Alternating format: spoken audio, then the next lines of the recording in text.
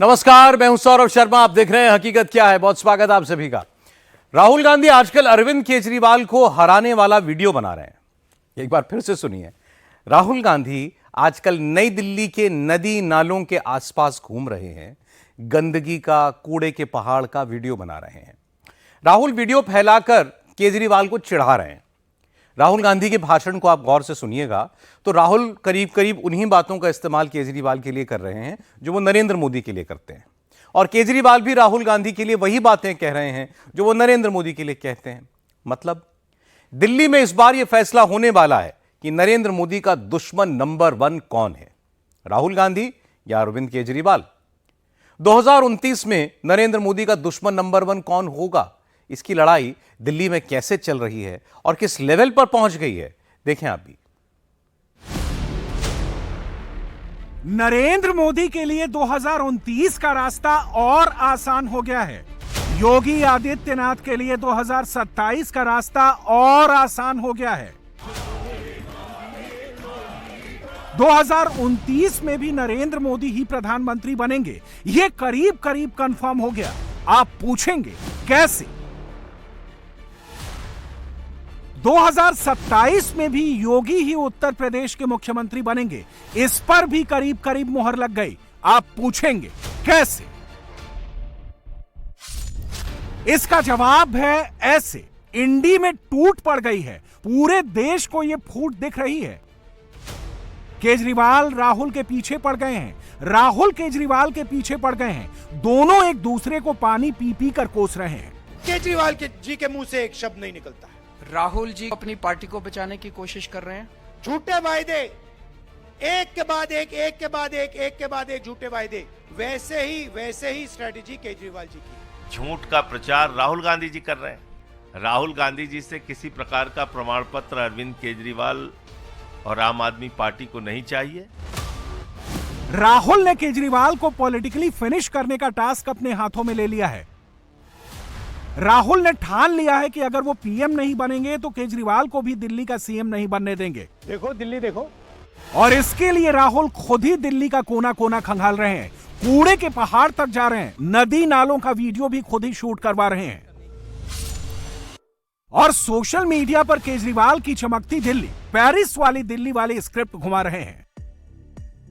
देखो दिल्ली देखो, चमकती हुई दिल्ली है। राहुल जी क्या पेरिस जैसी दिल्ली है, सब जगह यही हाल है।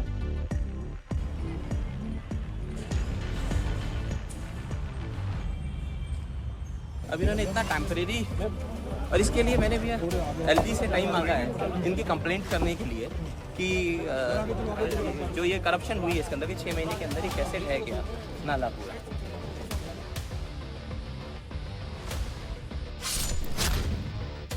नेशनल लेवल पर इंडी अलायंस की ये आपसी खींचतान अब रीजनल लेवल पर आ गई है। राहुल इस वक्त मोदी मोदी कम, केजरीवाल ज्यादा कर रहे हैं। हर स्पीच में, हर बात में घुमा फिराकर केजरीवाल का नाम ही फिट कर रहे हैं। केजरीवाल अरविंद केजरीवाल अरविंद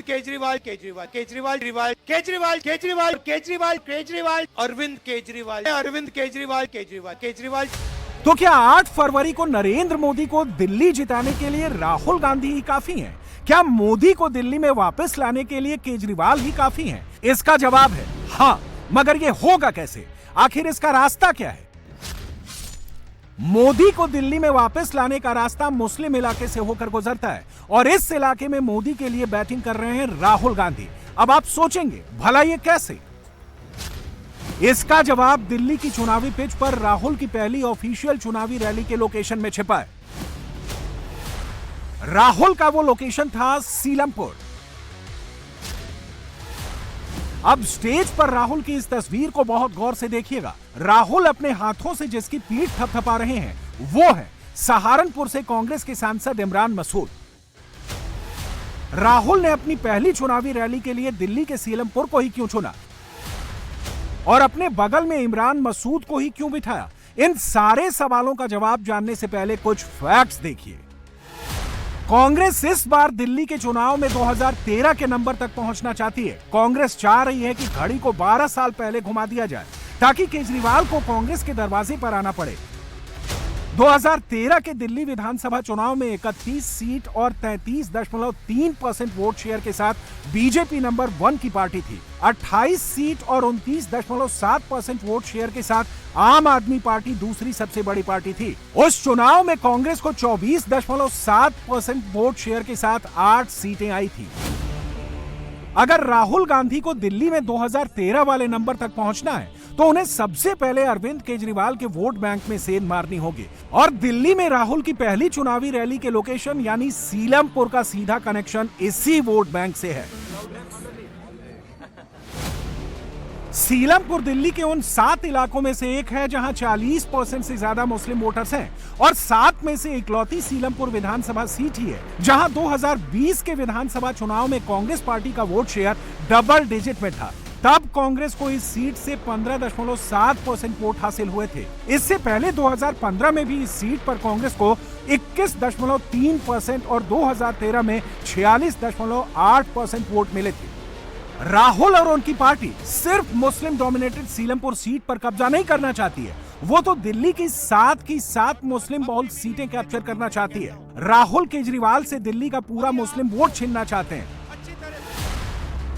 ओखला, बदरपुर, मुस्तफाबाद, सीलमपुर, मटिला महल, बल्लीमारा और चांदनी चौक 2020 के विधानसभा चुनाव में इन 7 सीटों पर आम आदमी पार्टी की जीत हुई थी। राहुल इस बार ये ट्रेंड बदलना चाहते हैं। केजरीवाल का मुस्लिम वोट वापस अपने पाले में करना चाहते हैं और ये क्यों मुमकिन है, अब ये भी समझिए। 2008 के दिल्ली विधानसभा चुनाव में कांग्रेस को 64% मुसलमानों का वोट मिला था।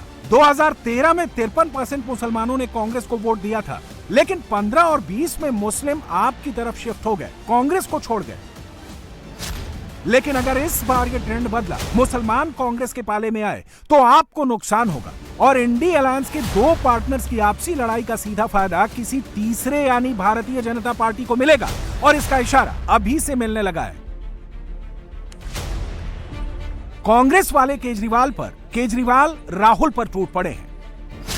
मोदी के जो दुश्मन 24 में एक साथ नजर आया करते थे, वो सारे दुश्मन 2025 में एक दूसरे के साथ ही सियासी उठापटक करने लगे हैं। कुछ भी छुप छुपाकर नहीं हो रहा, सब खुल्लम खुल्ला हो रहा है, पब्लिकली हो रहा है।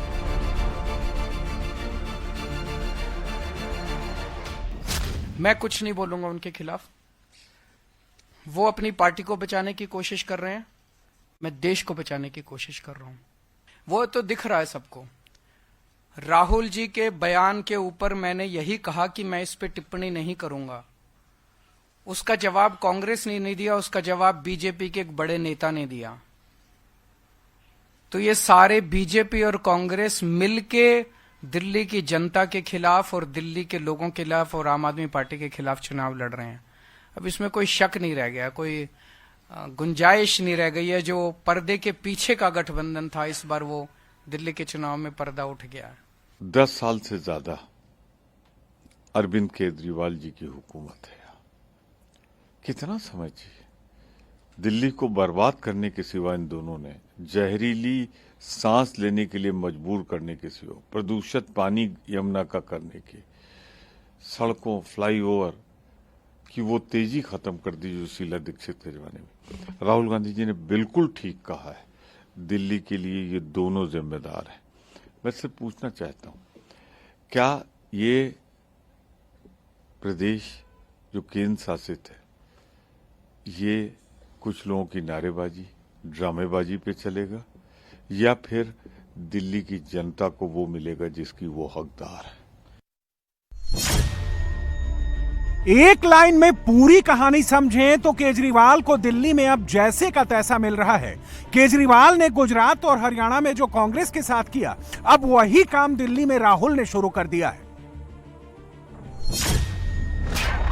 2022 के गुजरात चुनाव में केजरीवाल ने 13% वोट बटोरे। नुकसान कांग्रेस को हुआ 27.7%। इसी तरह 2024 के हरियाणा विधानसभा चुनाव में 5 सीटों पर कांग्रेस की हार का अंतर आम आदमी पार्टी को मिले वोटों से कम या लगभग बराबर था। अगर हरियाणा में आप और कांग्रेस का गठबंधन होता तो बीजेपी की 5 सीटें कम हो सकती थी। 24 के लोकसभा चुनाव में केजरीवाल राहुल के लिए और राहुल केजरीवाल के लिए बैटिंग करते नजर आए थे। ये अजीब सी बात है, केजरीवाल जी कांग्रेस पार्टी का बटन दबाएंगे और मैं आम आदमी पार्टी का बटन दबाऊंगा। मैं आम आदमी पार्टी का बटन दबाऊंगा। मैं आम आदमी पार्टी का बटन दबाऊंगा। मगर चंद महीनों के भीतर यह पार्टनरशिप टूट गई और अब राज्यों की लड़ाई शुरू हो चुकी है। राहुल केजरीवाल ही आपस में लड़ने लगे हैं। मुझे लगता है राहुल गांधी जी का जो भी स्टेटमेंट कल हमारे लोकसभा क्षेत्र के सीलमपुर में उन्होंने दिया सभा में, बातें तो सब सच है, लेकिन मुझे हैरानगी इस बात की है कि इतना कुछ जानते हुए राहुल गांधी ने पीछे आम आदमी पार्टी के साथ नाता क्यों जोड़ा था? क्या आप मौका पड़ने पे भ्रष्टाचारी से भी हाथ मिला लेते हैं राहुल गांधी जी? क्या मौका मिलने पे आप दिल्ली को मौत बांटने वालों से भी हाथ मिला लेते हैं? राहुल गांधी जी, क्या आपके लिए जनता का सुविधा का कोई अर्थ नहीं है? जनहित का कोई अर्थ नहीं है? सिर्फ आप सत्ता भोग के लिए किसी भी भ्रष्ट, लालची, झूठे व्यक्ति से जिसने दिल्ली को मौत बांटी हो, उससे आप हाथ मिला सकते हैं? अरविंद केजरीवाल जी और राहुल गांधी दोनों एक हैं। अब राहुल गांधी क्यों तड़प रहे हैं? राहुल गांधी अपने कांग्रेस का किला बचाने में लगे हैं और अरविंद केजरीवाल अपना शीशमहल बचाने में लगे हैं। दोनों की लड़ाई सेम ही है। वो कांग्रेस का किला बचाना चाहते हैं और अरविंद केजरीवाल जी अपना शीशमहल। अभी तो लोकसभा में इकट्ठे थे और मोदी जी को इकट्ठे होकर मिलकर गालियां निकालते थे। जब कुछ नहीं बांटने को मिला, बंदर बांट होगी, बांटने को मिला कुछ नहीं, तो दोनों एक दूसरे को गाली निकालने लगे। ये भी तय मानिए कि अब ये लड़ाई आगे तक जाएगी। राहुल बंगाल में भी जाएंगे, यूपी में भी लड़ेंगे। इंडी वाले एक एक करके बिखरेंगे। इसकी शुरुआत जनवरी के दूसरे हफ्ते में ही हो गई है। अब बात सिर्फ दिल्ली तक सीमित नहीं रही है। महाराष्ट्र में भी महाअघाड़ी टूट की कगार पर खड़ी है। ठाकरे गुट की शिवसेना पहले से ही ऐलान कर चुकी है कि वो निकाय चुनाव में अकेले लड़ने वाली है, यानी इंडी में ये दरार अभी और बढ़ने वाली है। ठाकरे गुट की शिवसेना भी दिल्ली के दंगल में खुलकर केजरीवाल को सपोर्ट कर रही है, कांग्रेस को ही टारगेट कर रही है। अगर हम इंडिया अलायंस को जिंदा नहीं रखेंगे तो अपोजिशन जिंदा नहीं रहेगा। मार देंगे ये लोग, खत्म कर देंगे। ये तानाशाह है, खतरनाक लोग हैं। जैसे हमने कहा, ये बात सही है कि इंडिया अलायंस लोकसभा चुनाव के लिए ही बना था, लेकिन उसको अब बरकरार रखना देश की जरूरत है, लोकतंत्र की जरूरत है। विधानसभा दिल्ली की है। अब वहां कांग्रेस और आप आम आदमी पार्टी दोनों को लगता है कि हमारी ताकत है। दोनों लोकसभा में एक साथ लड़े थे, एक भी सीट नहीं जीत पाए। अगर बैठकर उसमें कुछ सुलह हो जाता तो हम सबको आनंद हो जाता। कांग्रेस पार्टी हमारे अलायंस में एक बड़ी पार्टी है। अगर कांग्रेस बड़ी पार्टी है, कांग्रेस एक राष्ट्रीय पार्टी है, नेशनल पार्टी है, एक इतिहास है उनका, तो हम सबको एक साथ लेकर लीडरशिप करने की जिम्मेदारी कांग्रेस पार्टी की ही होनी चाहिए। ये हमारी हमेशा राय रही, उद्धव ठाकरे साहब की भी राय रही। और डायलॉग होना चाहिए हमेशा। अगर डायलॉग नहीं होगा तो कौन सी भी युति, अलायंस, फ्रंट, ये ज्यादा दिन तक सर्वाइव नहीं करते।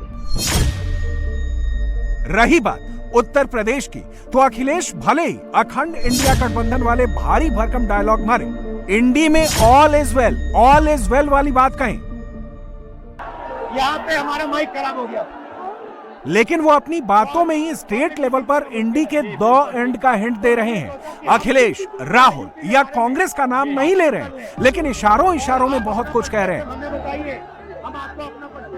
दूसरी तरफ यूपी कांग्रेस के नेता अभी भी कुछ भी खुलकर कहने से बच रहे हैं।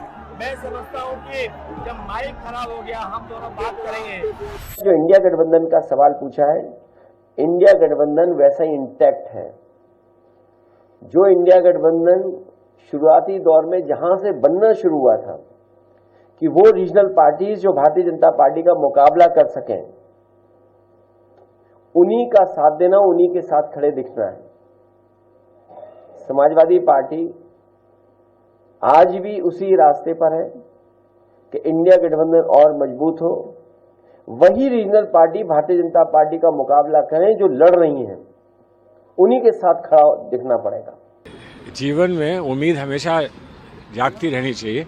उम्मीद बहुत बड़ी चीज़ है और विश्वास बहुत बड़ी चीज़ है और नेतृत्व बहुत बड़ी चीज़ है। हमारे पास वो सब है, उम्मीद भी है, विश्वास भी है, नेतृत्व भी है। अब आइए समय हमारा साथ दे और हम जरूर फिर से एक बार फिर दिखाएंगे जो हम पहले दिखा चुके हैं। अखिलेश के इस बयान के बाद केजरीवाल का वो पोस्ट याद कीजिए जब उन्होंने दिल्ली में सपोर्ट देने के लिए पब्लिकली अखिलेश का शुक्रिया अदा किया था, क्योंकि तब अखिलेश ने कहा था कि वो दिल्ली में आपके साथ हैं। और अब यही पैटर्न यूपी में भी देख सकता है। खबरें छपने लगी हैं, तो क्या 2027 से पहले ही यूपी में भी इंडी का एंड हो सकता है? और क्या यही चीज बिहार में भी दिख सकती है? क्या 2025 में सितंबर अक्टूबर आते आते तेजस्वी यादव और राहुल का भी ब्रेकअप हो सकता है? हर तरह के संकेत मिलने लगे हैं। दिल्ली में राहुल केजरीवाल की उठापटक के झटके बिहार में भी महसूस किए जाने लगे हैं। देखिएगा, चुनाव आते आते तक वहां के कई दल इस तरफ आएंगे और कई दल वहां के जो उनसे अलग होकर चुनाव लड़ेंगे। मैं कांग्रेस का जिक्र कर रहा हूं। जिस तरीके से इंडिया अलायंस के स्वाहा की घोषणा खुद राजद के नेता और कांग्रेस के नेताओं ने ही कर दी है राष्ट्रीय स्तर पर, ऐसे में क्या बिहार में ये गठबंधन चलेगा? दिल्ली में आप देख लीजिए, हम लोगों पर उंगली उठाने वाले दिल्ली में क्या कर रहे हैं, एक दूसरे के ऊपर सरफुटबल चल रहा है। कांग्रेस आम आदमी पार्टी को हराने पे लगी, आम आदमी पार्टी कांग्रेस को हराने में लगी हुई है। घटक दलों में बंटवारा हो गया, आधे लोग इधर समर्थन कर रहे हैं, आधे लोग उधर समर्थन कर रहे हैं। बहरहाल कांग्रेस को कौन कर रहा है मुझे नहीं पता, बट सपा टीएमसी तो सब आम आदमी पार्टी को वहां पे सपोर्ट कर रहे हैं। तो ऐसे में जिनके खुद के घर शीशे के हैं, उनको दूसरों पे इस तरीके के बयानबाजी करने का कोई मतलब नहीं है। कोई वहां पे जा नहीं रहा है, किसी के लिए उनको दरवाजे खोल के रखने की जरूरत नहीं है, खिड़की तक उनको खोल के रखने की जरूरत नहीं है। हम लोग यहाँ पे मजबूत हैं। हाँ, अपने खिड़की दरवाजे बंद करके जरूर रखें, कहीं वहां के लोग इधर ना आ जाए। स्वाभाविक है, इन्होंने खुद ही स्वाहा किया इंडिया अलायंस को। अगर वहां पे राष्ट्रीय स्तर पर अगर कोई घटना घटती है, उसके रेपरकशंस तो होंगे ना। पिछली बार कांग्रेस 70 सीटों पे लड़ी, राजद क्या बोलती है, इसकी वजह से हम मुख्यमंत्री नहीं बन पाए। इस बार देंगे 70 सीटें, और अगर नहीं देंगे तो क्या उससे कम में कांग्रेस लड़ेगी? जो कांग्रेस तिहाई का आंकड़ा लोकसभा में नहीं पार कर पाई, वो तिहाई के आंकड़े में चुनाव लड़ना चाहती है बिहार में। महत्वाकांक्षाएं बढ़ी हैं उन लोगों की। तो ऐसे में कैसे सामंजस्य बनेगा इन लोगों का, ये देखने वाली बात होगी। देश के कोने कोने में इंडी में हो रही आपसी उठापटक का एक ही मतलब निकल रहा है, और वो ये है कि सब एक दूसरे को रिप्लेस करना चाह रहे हैं। दिल्ली की लड़ाई दरअसल ये है कि साल 2029 में विपक्ष का नेता कौन होगा, राहुल या केजरीवाल? यानी विपक्ष ने अभी से 2029 के लिए सरेंडर कर दिया है, क्योंकि पता उन्हें भी है 2029 तक मोदी ही है, 2029 के आगे भी मोदी ही है।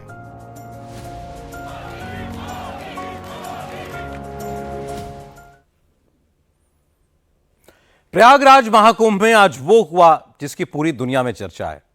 महाकुंभ में इस वक्त 4 करोड़ से ज्यादा लोग अमृत स्नान कर चुके हैं।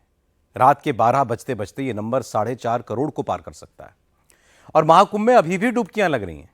एक दिन में 13 अखाड़ों के लाखों साधु सन्यासियों और 20 देशों से आए 4.5 करोड़ हिंदुओं का अमृत स्नान अभी तो ये इसकी शुरुआत है।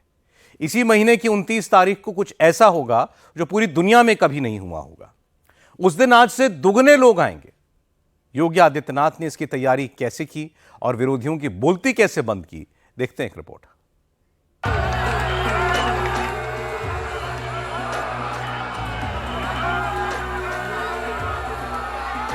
कड़कड़ाती ठंड में सुबह के 3 बजे से जब संगम के चारों ओर सफेद कोहरे की चादर फैली थी, तभी से लाखों हिंदू हर क्षण हर हर गंगे और हर हर महादेव कहते हुए गंगा और यमुना के संगम की तरफ बढ़ने लगे थे।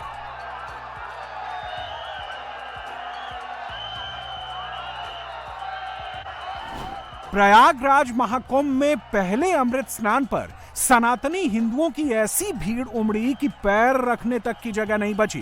तीर्थ नगरी प्रयाग में जिधर देखो उधर जनता ही जनता, जिधर देखो उधर सनातनी श्रद्धालु ही श्रद्धालु। सुबह जो रेला शुरू हुआ वो शाम ढलने तक खत्म नहीं हुआ था। प्रयागराज में ऐसी भीड़ उमड़ी कि मुट्ठी में चावल लेकर भीड़ की तरफ फेंक दे तो एक भी दाना जमीन पर ना गिरे।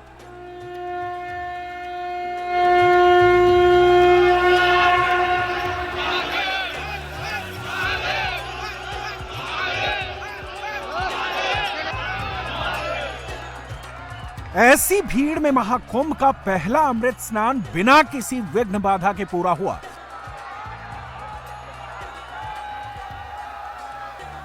बिना किसी समस्या के सबने आराम से सुरक्षित स्नान किया।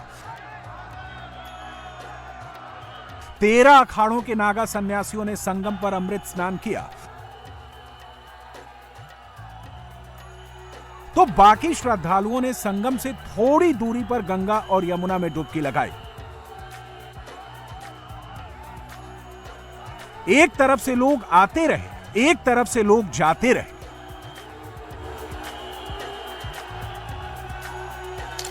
तेरह अखाड़े जिनमें शैव, वैष्णव और उदासीन परंपरा के अखाड़े शामिल हैं, जिनके साधु सन्यासियों में हिमालय पर तपस्या करने वाले सन्यासी शामिल हैं। उन्होंने सुबह 6:15 पर संगम में पहली डुबकी लगाई। शाम के 4:20 तक अखाड़ों का अमृत स्नान चलता रहा। महाकुंभ के स्नान को लेकर अखाड़े अक्सर लड़ भिड़ लेते हैं, लेकिन योगी आदित्यनाथ की सरकार ने अपने इंतजाम से सभी साधु सन्यासियों को खुश रखा। श्रद्धा और अनुशासन का ऐसा अद्भुत मेल योगी आदित्यनाथ ने संभव करके दिखा दिया। अद्भुत, अलौकिक, अद्वितीय, अकल्पनीय महाकुंभ। इस महाकुंभ को दिव्य और भव्य बनाने का काम योगी आदित्यनाथ ने किया। 144 सालों के बाद ये पूर्ण महाकुंभ प्रयाग क्षेत्र में लगा है। पूरे विश्व को अगर इवेंट मैनेजमेंट देखना है, सिक्योरिटी मैनेजमेंट देखना है और क्राउड मैनेजमेंट देखना है तो यहाँ के प्रशासन के पास से देखना चाहिए। हम सारे अखाड़े के संतों साधुवाद देना चाहेंगे यहाँ के प्रशासन को और स्पेशली मोदी सरकार और योगी सरकार को कि देखो ये मेले में 45 करोड़ श्रद्धालुओं की उपस्थिति होने की संभावना है, तो इतनी सारी सुविधाएं दी और आज पहला शाही स्नान है। हमें सब संतों ने शाही स्नान किया। सनातनी परंपरा है, इनके लिए गौरव की बात है। The biggest gathering of the world and proud of Sanatan Dharma in India. व्यवस्थाओं को लेकर क्या कहेंगे महाराज जी? व्यवस्थाएं अच्छी हैं? ठीक है, व्यवस्था तो बढ़िया किया है, योगी मोदी ने अच्छा व्यवस्था किया है। आप लोग प्रसन्न हैं? प्रसन्न है उससे। आशीर्वाद हो, सबका कल्याण हो, मनोकामना पूर्ण है सबका। जीवन का सबसे बड़ा महत्व दिन है। क्या अगर जीवन का सबसे बड़ा महत्व दिन नहीं हो तो इतना धक्का खा के यहाँ क्यों आए पब्लिक? सनातन की जो पताका है महाराज जी लगातार आगे बढ़ रही है। हिंदुत्व सदा अमर था, सदा अमर रहेगा। बहुत ही भव्य। हम तो योगी सरकार को धन्यवाद देते हैं कि ऐसा ही सरकार हमारे हिंदुस्तान के विभिन्न प्रांत में रहना चाहिए। धर्म की विजय गाथा अनंत काल तक रहे। हम लोग कामाख्या पीठ से आए हैं, वहाँ भी आते हैं सभी श्रद्धालु, मगर यहाँ आके हमको बहुत ही आनंद आ रहा है। हर हर महादेव। जी बहुत सुंदर, बहुत अति सुंदर। आप लोग का सहयोग है, हमारी सरकार की सहयोग है। सत्य सनातन धर्म की, अधर्म का, प्राणियों में विश्व का। हर हर महादेव। महाकुंभ के पहले अमृत स्नान के पहले 3 घंटे में 1 करोड़ श्रद्धालुओं ने स्नान किया। सुबह के 10 बजे तक स्नान करने वाले श्रद्धालुओं की तादाद 1 करोड़ 38 लाख तक पहुंच गई। दोपहर 12 बजे तक 1 करोड़ 60 लाख श्रद्धालुओं ने अमृत स्नान कर लिया। दोपहर 3 बजे तक ये संख्या 2 करोड़ 50 लाख तक पहुंच गई। योगी आदित्यनाथ ने आज बहुत बड़ा काम कर दिया और अभी तो पहला अमृत स्नान ही हुआ है। आगे मौनी अमावस्या का महास्नान है। आज से 15वें दिन महाकुंभ का सबसे बड़ा स्नान होगा। एक अनुमान के मुताबिक मौनी अमावस्या के दिन मकर संक्रांति का डबल यानी मकर संक्रांति से दोगुने लोग महाकुंभ का पवित्र स्नान करते हैं। मकर संक्रांति के दिन अगर 3 करोड़ श्रद्धालुओं ने स्नान किया है तो मौनी अमावस्या के महास्नान में 6 करोड़ लोग प्रयागराज आएंगे। सोचिए, संगम नगरी में मकर संक्रांति के दिन जितने लोग आए, इससे दोगुने लोग मौनी अमावस्या के दिन आने वाले हैं। योगी आदित्यनाथ उसके लिए भी तैयार है।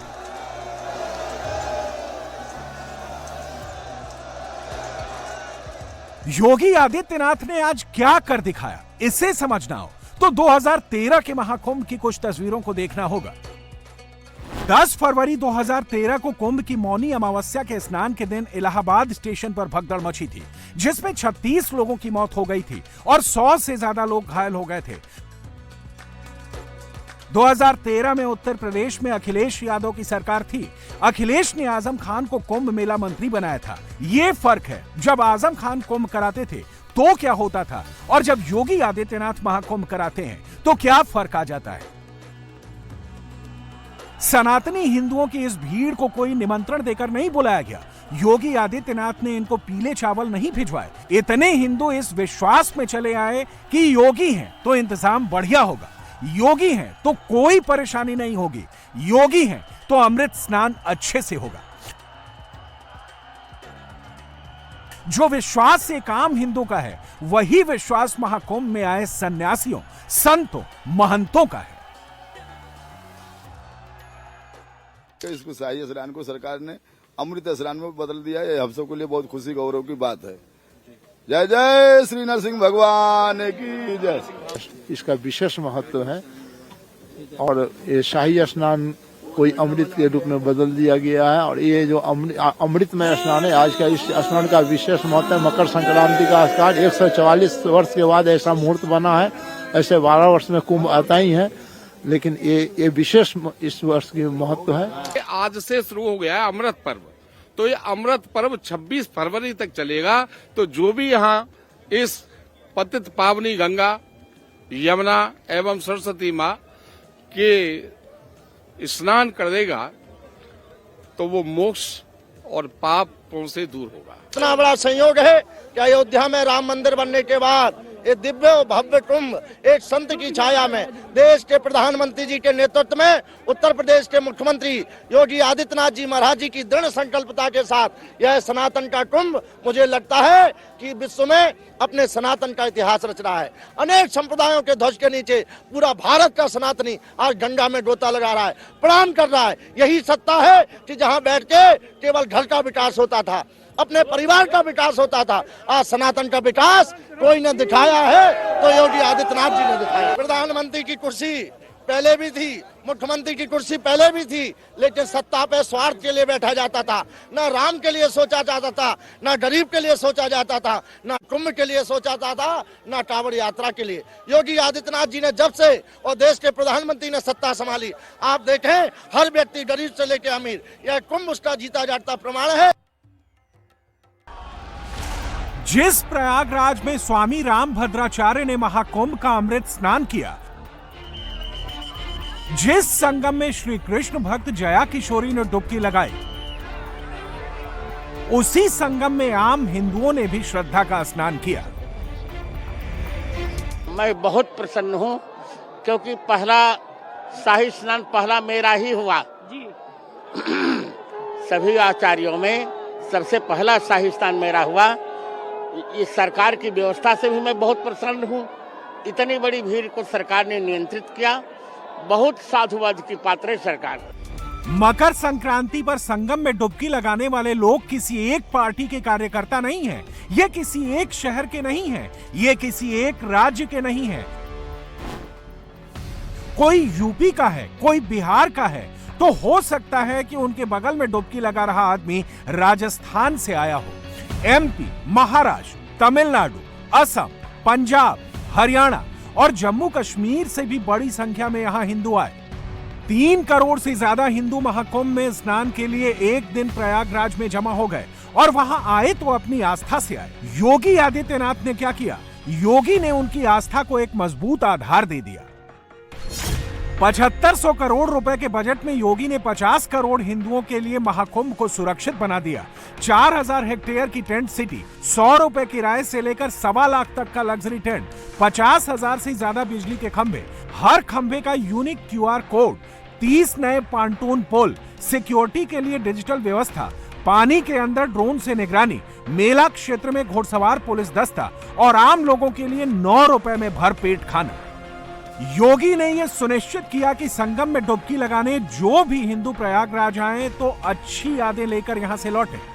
व्यवस्था बहुत अच्छी है। मैं प्रशासन को, माननीय योगी आदित्यनाथ एक संत हैं तो कह नहीं सकते हैं कि ये विशाल रूप हम देख रहे हैं। माननीय योगी जी के सानिध्य में, केंद्र सरकार की सानिध्य में इतना दिव्य और भव्य महाकुंभ, यहाँ हजारों करोड़ों 2-2, 3-3 करोड़ आज स्नान कर रहे हैं। यह एक संत का ही कर सकता है। बहुत आनंद आ रहा है। संक्रांति पर बहुत भीड़ है, लेकिन उसके बावजूद भी जो एक अच्छा आत्मा प्रसन्न हो रही है। व्यवस्थाएं कैसी हैं? बहुत अच्छी। जी, कानपुर से। कहाँ से आए हैं भाई साहब? मैं झांसी से कैसा अनुभव हुआ? यहाँ पे बहुत आनंद आया। गंगा जी में स्नान किए और ये महाकुंभ योगी जी ने इतनी अच्छी व्यवस्थाएं बनाई। यहाँ पे महाकुंभ में बहुत आनंद आया हम लोगों को। महाकुंभ तो अब की बार बहुत ही सुंदर मनोरम है। व्यवस्थाएं ठीक है? बिल्कुल बिल्कुल, बहुत सुलभ व्यवस्थाएं हैं। अच्छी व्यवस्थाएं बहुत अच्छी है। महाराज जी कहाँ से आए हैं आप? हम तो इंदौर से आना हुआ है। कैसा अनुभव हुआ? बहुत सुंदर अनुभव है। पहली बार हम शाही स्नान में सम्मिलित हुए हैं तो बहुत अच्छा अनुभव। देश विदेश से सब जगह संत महात्मा भक्तजन पधारे हुए हैं। हमारे साथ हमारे मारुति नंदन ने सुंदर स्नान किया। बहुत सुंदर अनुभव है। कैसा अनुभव हुआ आपको? आनंद आया, बहुत आनंद आया। हम जयपुर राजस्थान से आए हैं, गोपाल गौशाला से। आनंद आया, बहुत आनंद आया। हर हर हर हर महादेव। अब देख लीजिए कि 3 करोड़ हिंदुओं की आस्था के बारे में अखिलेश क्या कहते हैं। अखिलेश यादव हिंदुओं की आस्था को इतने हल्के में ले लेते हैं कि बहुत हल्की टिप्पणी कर देते हैं। सपा के चीफ कहते हैं कि महाकुंभ में कुछ लोग पाप धोने जाते हैं। कुंभ में जाने की जो परंपरा है वो कई महीनों में कई तरीके से परंपराएं हैं। कुछ लोग गंगा स्नान इसलिए करने जाते हैं पुण्य के लिए, कुछ दान के लिए जाते हैं, और कुछ लोग जो पाप करते हैं अपने पाप धोने जाते हैं। तो हम लोग पुण्य के लिए जाएंगे और दान के लिए जाएंगे। क्या मकर संक्रांति पर आए 3 करोड़ लोग अपने पाप धोने महाकुंभ आए? अखिलेश यादव ऐसा बयान सिर्फ हिंदुओं के बारे में दे सकते हैं। जरा सोच कर देखिए, अगर कहीं 3 करोड़ मुसलमान एक जगह इकट्ठा होते तो क्या अखिलेश यादव उनके बारे में ऐसा बयान देते? हिंदू सब देखते हैं, वो अपना गुस्सा रोज रोज बोल कर नहीं दिखाते, लेकिन जब इनका मौका आता है, जब इनको ईवीएम का बटन दबाना होता है, उस दिन ये इतने गुस्से में बटन दबाते हैं कि बीजेपी के लिए वोट छप्पर फाड़ कर देते हैं। उस दिन मोदी और योगी के विरोधी ईवीएम चिल्लाते हैं, अपनी अपनी गलती नहीं देखते। मकर संक्रांति बहुत ही सकारात्मक ऊर्जा का प्रतीक होता है, तो हमारी जिंदगियां पे उसका बहुत अच्छा असर पड़े, ऐसी मेरी कामना है, प्रार्थना। आज वो भी महाकुंभ भी यहाँ शुरू हुआ, तो सब जो आ रहे हैं महाकुंभ में उन सबको आज के दिन की भी और कुंभ की अपने आप की। और ये कुंभ मेरे ख्याल से वो नहीं है 12 साल वाला, नहीं, 144 साल महाकुंभ है, तो उन सबको भी बहुत बहुत, और हम खुद ही जाने वाले हैं वहाँ पे। ये उनकी तरफ से तो इनविटेशन है, जैसे जूना अखाड़ा है, परमार्थ निकेतन है, एक और स्वामी जी हैं, 2-3-4 जगह जाना है वहाँ पे। मतलब कुंभ में तो जाना ही, उनके आश्रम में थोड़ा वक्त बिताना है। महाकुंभ के बाद बीजेपी को ज्यादा कुछ करने की जरूरत ही नहीं है। उसे हिंदुओं को सिर्फ ये बताना है कि आपके वोट की ताकत से महाकुंभ सक्सेसफुल हो जाता है, और आपका एक वोट इधर से उधर चला जाए तो महाकुंभ में भगदड़ मच जाती है। महाकुंभ कराने का एक मौका अखिलेश यादव को भी मिला था। अखिलेश ने 1300 करोड़ रुपए खर्च किए थे, आजम खान को मेला मंत्री बनाया था। बीच कुंभ में भगदड़ के बाद आजम खान ने इस्तीफा दे दिया था। 2013 के कुंभ में सिर्फ 12.5 करोड़ हिंदू आए थे। 2019 में जब योगी आए और प्रयागराज में अर्धकुंभ लगा, तब भी उसमें 25 करोड़ हिंदुओं ने स्नान किया था। 2025 में जो महाकुंभ लगा है, लक्ष्य 50 करोड़ हिंदू जुटाने का है। महाकुंभ के बीच में ही बीजेपी ने मिल्कीपुर का कैंडिडेट अनाउंस कर दिया है। अयोध्या के मिल्कीपुर में पासी वर्सेस पासी होगा। सपा ने अवधेश पासी के बेटे अजीत प्रसाद को टिकट दिया है, तो बीजेपी ने चंद्रभान पासवान को मैदान में उतारा है। योगी की पार्टी 2022 में मिल्कीपुर हार गई थी। 2024 में अयोध्या फैजाबाद की संसदीय सीट भी चली गई। अब 2025 में मिल्कीपुर जीतने का टारगेट है। 2027 से पहले वो योगी का सबसे बड़ा पॉलिटिकल टेस्ट है। आपको लगता होगा कि महाकुंभ नहा लेने से कोई हिंदू बीजेपी का वोटर कैसे हो जाएगा? क्या संगम पर आने वाला हर हिंदू वोट में कन्वर्ट हो जाएगा? बेशक गंगा जमुना में डुबकी लगा रहा हर व्यक्ति बीजेपी को वोट नहीं देगा, फिर भी उसके लिए मोदी योगी की पार्टी को वोट देने का चांस ज्यादा होगा। जो व्यक्ति अपने गांव से, अपने कस्बे से, छोटे छोटे शहरों से झोला उठाकर, रेलगाड़ी पकड़कर, बसों में बैठकर, रिजर्व गाड़ी करके या पर्सनल व्हीकल से महाकुंभ में आ रहे हैं, धर्म के प्रति उनकी आस्था बहुत गहरी है। भयंकर ठंड में यूं ही कोई अपने घर से नहीं निकलता, फिर ये हिंदू तो ठंड में डुबकी लगाने आए हैं।